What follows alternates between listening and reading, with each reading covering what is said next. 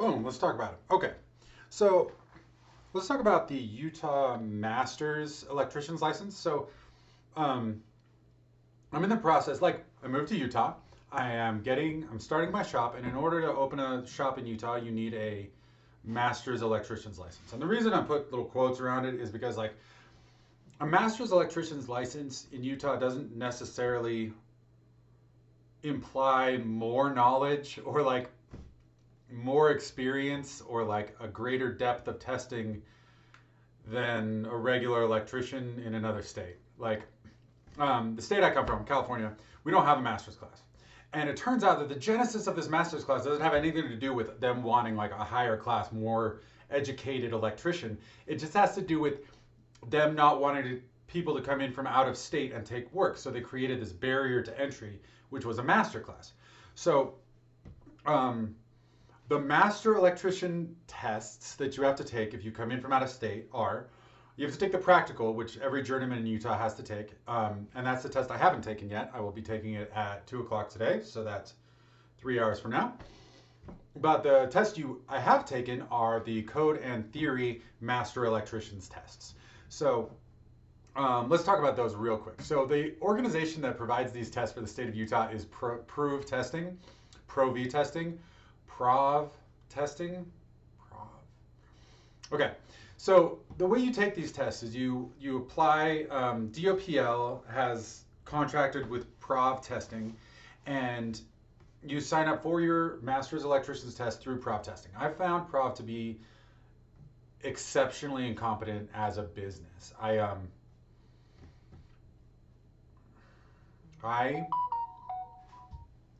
had a very difficult time getting all of my tests scheduled.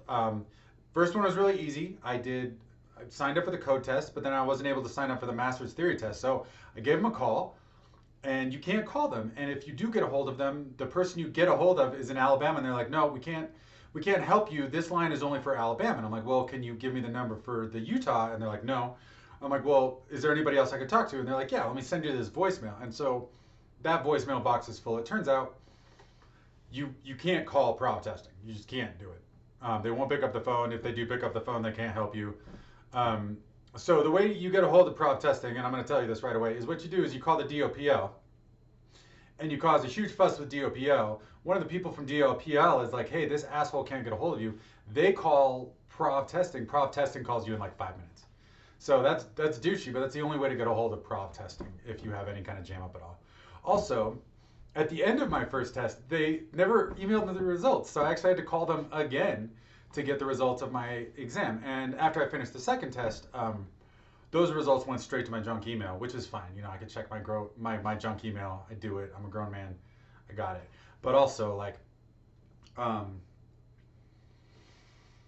scared about how the practical test is going to go, because if you can't do a simple, like, sit down on a computer, punch numbers in test, like, how are you going to do a practical exam? But let's talk about these tests anyway. So the master's exam is not harder in any way, and in fact is significantly easier than the journeyman's tests in California. And it's significantly easier than the journeyman test in Alaska. I've taken both of those tests, did well in both of them. This is the easiest test, code and theory wise, I've taken so far. So code test. Let's talk about that. So the code test is like 60 questions. You get a couple hours to do it, and they are big on Section 800, which was a real big surprise for me. I don't deal with Section 800. I'm not into like low voltage cabling systems. So if you're going to go into that test, go ahead and crack open Section 800. They are testing right now on the 2020 code, which is awesome because it's the most recent code, and not all states do that. So there you go. You're lucky. They are big on burial depth. I had at least 3 questions on burial depth. They are big on motor overloads. I had a bunch of questions on motor overloads. I did not have questions on, like, you know, motor circuit protections, motor taps, like none of the more complicated things. Motor overloads are the thing that I got. And obviously, like, there's probably like a big pool of questions, and you know, if I got 3 very similar questions, that's probably random. I get that. Also, They ask the simple questions, required receptacles, spacing on countertops, just just the simplest things. Don't stress about your code test. Just, you know, learn where the things are, learn how to use the tables. You'll be fine. Any second year apprentice, third year apprentice could pass the master's code test without a problem. There's nothing complicated on there. I only, as far as I remember, and this is only from a few days ago, I only had to do a couple of calculations total. Like, I never had to do box fill. I never had to do conduit fill. The only conduit fill question was literally looking something up on the table in chapter 9, table 8, or something like that. If you're really worried about conduit fill and box fill, and oh, I did have one question on the size of a box, so you should know that. It's not a complicated test. Remember, this test was not set up to test people to make sure they were master level. It was set up as a barrier to entry from people from out of state. So it's essentially your same journeyman test again later. Theory. So this theory test was not written by electricians. And I will tell you this for a fact right now. Like, it just wasn't. It was written by, like, I don't know, like a freshman DC electronics college guy thing. All your questions are going to be DC circuits, like simple DC circuits.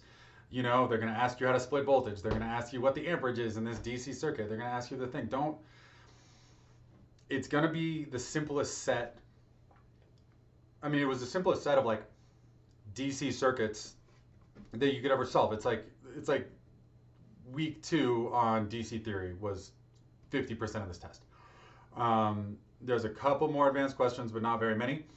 Okay, so here's what surprised me. Here was the surprising thing. So a bunch of the questions have to do with motor hookups. And I was like, God, that's a weird question, because it'll say, like, in order to wire up this motor in the high voltage section, you connect, you know, motor taps 1 to 5, 2 to 3, 4 to 6, you know, like, and it'll give you the numbers. And I was like, I've been wiring up motors a long time, and I always just crack open the back panel and I read and I do what it says. So I don't have this memorized, because you don't have to.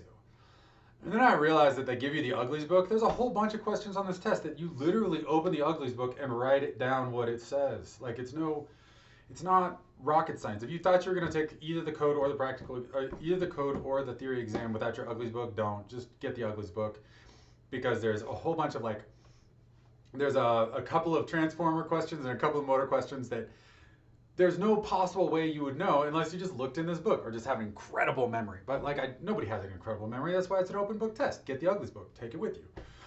If you don't, you'll get that question wrong.